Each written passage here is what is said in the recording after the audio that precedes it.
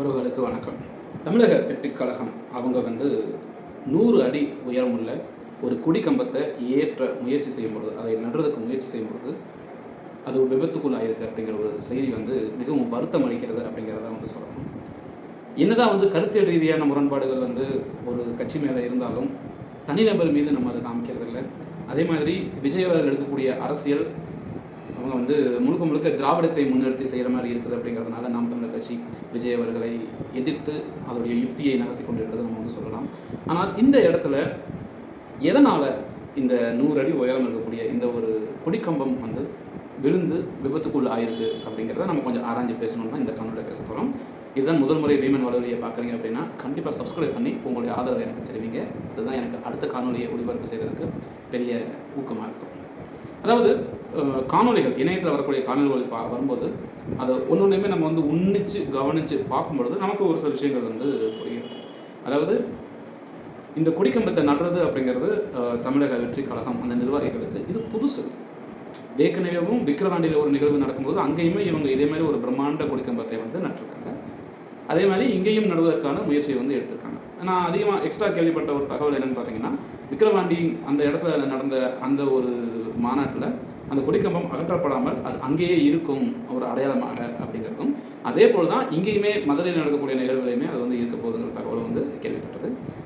இப்படி ஒரு திட்டம் இருக்கிற காரணத்தினால் இந்த கொடிக்கம்பம் இல்லாமல் தாவேகாவுடைய மாநாடு நடக்குமா அப்படிங்கிற ஒரு கேள்வி இருக்குது. ஏன்னா நாளைக்கு மாநாடு, இன்னைக்கு இப்படி ஒரு விபத்து நடந்திருக்கு. இந்த விபத்தில் இந்த கொடிக்கம்பம் ஒரு மகிழ்வுந்து மேலே விழுந்து இந்த கொடிக்கம்பம் வளைஞ்சிருக்கு. அப்போ இந்த கொடிக்கம்பத்தை நேர் செய்யணும். அதுக்கு பிறகும் இந்த கொடிக்கம்பம் கீழே விழுகும்போது அதோடைய பாட்டமில் இருக்கக்கூடிய அந்த நட்டு பார்த்திங்கன்னா, அதில் சொருகின நட்டு இப்படி வளைஞ்சு இப்படி விழுந்திருக்கு. அப்போ அதை சரி பண்ணணும். இல்லை ஒருவேளை அந்த நட்டு வளைஞ்ச இடத்துல கீழே சிமெண்ட் போட்டு பேஸ்மெண்ட் போட்டிருப்பாங்க. அந்த பேஸ்மெண்ட் போட்ட இடத்துக்கூடிய நட்டை என்ன நல்லா பண்ணணும் அப்படின்னா, ஒருவேளை அந்த சிமெண்ட்டை இடித்து கூட திரும்ப அவங்க செய்கிறதுக்கு வாய்ப்பு இருக்குது. அப்படி செஞ்சாலும் நாளைக்குள் அந்த கம்பு ரெடி பண்ணி நிற்க வைக்க முடியுமா? அப்படியே நிறுத்தினாலும் அது பலமாக இருக்குமா அப்படிங்கிற ஒரு கேள்வி உள்ள பல விஷயங்கள் உள்ள இருக்குது. இருந்தாலும் ஏற்கனவேவும் விக்கிரவாண்டியில் நடந்த அவங்களுடைய மாநாட்டில், முதல் மாநாட்டில் இது செஞ்ச அனுபவம் இருக்குங்கிற பட்சத்தில் எங்கே தவறு நடந்திருக்கு அப்படின்னு பார்த்தீங்க அப்படின்னா, இந்த கொடிக்கம்பத்தை ஏற்றி நிறுத்த வைக்க முயற்சி செய்யும் பொழுது அதுக்கு பயன்படுத்தின ஆக்சசரிஸ், அதாவது உபகரணங்கள், அதை பார்க்கும்போது ஒரு ஸ்ட்ராப் மாதிரி ஒரு நைலான்லேயோ இதை ஒரு கெட்டியாக தார் பாய் மாதிரி இருக்கக்கூடிய ஒரு கயிறில் தான் இதை கட்டியிருக்காங்க.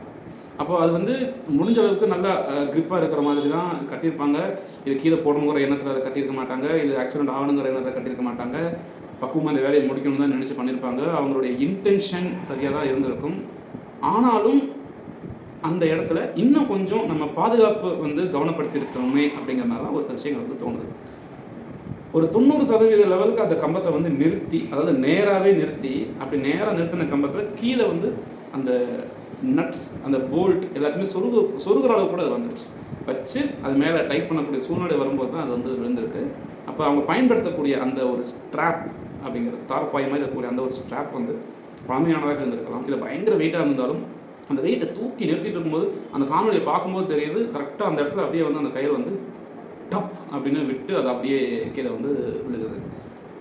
அதிர்ஷ்டவசமாக எந்தவித உயிர் சேதமும் இல்லை. அதுதான் ஒரு பெரிய விஷயம். ஒரு வாகனம் முழுக்க நொறுங்கி விட்டது. அந்த வாகனத்தோட உரிமையாளர் கூட ஒரு நேர்காணல் கொடுத்துருந்தாரு. என்னுடைய வாழ்வாதாரமே இந்த வாகனம் தான் அப்படின்னு. எப்படி அதை வச்சு அந்த வாழ்வாதாரம் சொல்கிறான்னு தெரியல. ஏன்னா அந்த வாகனம் ஒரு ஓன் போர்டு வண்டி. இப்போ டீ போர்டு வண்டினா கூட அவர் அது ஓட்டுவார், வாடகை வாங்குவாங்கன்னு சொல்லலாம். ஓன் போர்டு வண்டி சரி பரவாயில்ல, நம்ம அதுக்குள்ளே போக வேண்டாம். பட் அந்த நபருக்கு ஒரு ஆழ்ந்த வருத்தத்தை நம்ம கண்டிப்பாக தெரிவிச்சுக்கணும். இந்த நிகழ்வு நடந்திருக்கு அப்படிங்கிறதுனால அந்த வாகனத்தோட உரிமையாளர் யார் பாதிக்கப்பட்டாரோ அவருக்கு தேவையான ஒரு நிவாரணம் கொடுத்தாங்க அப்படின்னா ரொம்ப நல்லாயிருக்கும். ஏன்னா விஜய் அவர் கொடுக்கலாம். ஏன்னா அவர் சீமான் மாதிரி திருநெறி வாங்கின கட்சி நடத்துகிறாரு, சொந்த காசு தானே நடத்துகிறாரு. அதனால் விஜய் அவர்கள் கொடுக்கலாம். இப்போது இந்த மாதிரி ஒரு நிகழ்வு அப்படிங்கிறது இன்றைக்கி நடந்தது அப்படிங்கிறது ஆக்சுவலாக நம்ம சந்தோஷப்பட்டுக்கணும். ஏன் நான் சொல்கிறேன்னா, உடனே கோவப்படுறதுங்க. ஏன்னா பொதுமக்கள் கூட்டம் அதிகமாக இல்லாத ஒரு இடத்துல இது நடந்துருச்சு. கூட்டம் கம்மியாக இருந்துச்சு. அதனால் விளைவுகள் ரொம்ப கம்மி. அதனால் தலைக்கு தலப்பாக்கட்டோட போச்சு அப்படிங்கிற மாதிரி ஒரு கணக்கில் எடுத்துக்கணும். இதெல்லாம் தாண்டி விஜய் நிறைய அறிக்கைகள் கொடுத்துருக்காரு. அது கர்ப்பிணி பெண்கள், வயதானவர்கள், ஊனமுற்றோர்கள், அதாவது மாற்றுத்திறனாளிகள், அதுக்கப்புறம் இருசக்கர வாகனத்தில் வர வேண்டாம், 4 சக்கர வாகனத்தில் வாங்க, யார் யார் எங்கேருந்து வர்றவங்களும் இப்படி தான் வரணுன்ட்டு பல விஷயங்கள் இருக்குது. ஆனால் விஜய் அவர்கள் இந்த இடத்துல சந்திக்கக்கூடிய பெரிய பிரச்சனை என்னவாக இருக்கும் அப்படின்னா, விஜய் அவர்கள் ஆழ்ந்த அரசியலை பற்றி சிந்திக்கலாம், இல்லை 2ஆம் கட்ட தலைவர்கள் ஆழ்ந்த அரசியலை பற்றி சிந்திக்கலாம். ஆனால் நிகழ்வுக்கு வரக்கூடியவங்க எல்லாருமே இதை ஒரு என்டர்டெயின்மெண்ட் ஈவெண்ட்டாக நினச்சிக்கிட்டு தான் வர்றாங்க அப்படிங்கிறதுல எந்த விதமான மாற்று கருத்தும் கிடையாது. இந்த இடத்துல வரக்கூடியவங்க ஒரு கொள்கை மனப்பான்மையில் இல்லை, விஜய் அவர்கள் வராங்க, அவர் நாங்கள் பார்க்க போகிறோம், இது வந்து ஒரு என்டர்டெயின்மெண்ட் ஈவெண்ட் மாதிரி அப்படிங்கிற மாதிரி தான் வந்து வராங்க. அவங்க வாக்களிப்பாங்களா இல்லையா அப்படிங்கிறது நாம் இங்கே பேசுகிறாங்க. இந்த கூட்டம் ஏன் வருது அப்படின்னா ஒரு என்டர்டெயின்மெண்ட் காரணத்துக்காக தான் வருது அப்படிங்கிறத எந்த விதமான மாற்று கருத்தும் வந்து கிடையாது. அப்போது இந்த நிகழ்வு நடந்ததுக்கு பிறகும் இதே கொடிக்கம்பத்தை தான் நடுவாங்களா, விஜய் அவர்கள் இந்த கொடிக்கம்பத்தில் கொடியை வந்து ஏற்றுவாரா அப்படிங்கிற கேள்விக்கு உள்ள வருது. இது வரைக்கும் இணையத்தில் நமக்கு கிடைச்ச தகவல் படி இதே கம்பத்தை தான் சரி செஞ்சு நிறுத்த போகிறாங்க. விஜய் அவர்கள் அதே கம்பத்தை தான் கொடி ஏற்றுவாங்க அப்படிங்கிற தகவல் வந்து வெளியாகிருக்கு. இது ஒரு அசம்பாவிதமான ஒரு நிகழ்வாக இருந்தாலும் உயிர் சேதம் எதுவும் இல்லை என்ற ஒரு காரணத்தினாலும், பொதுமக்கள் கூட்டம் அங்கே அதிகமாக இல்லை அப்படிங்கிற ஒரு காரணத்தினாலும் இது வந்து ஒரு துரதிர்ஷ்டமான ஒரு நிகழ்வுன்னு சொல்கிறத விட கவனமாக இருங்கப்பா அப்படிங்கிறது தேவையான ஒரு அறிகுறி அப்படின்னு நம்ம வந்து எடுத்துக்கலாம். இதுதான் முதல் முறை விமன் கொலை வீடியோ பார்க்குறீங்க அப்படின்னா சப்ஸ்கிரைப் பண்ணி ஆதரவு தருவீங்க. மற்றும் இன்னொரு காணொளியில் சந்திக்கலாம். நன்றி.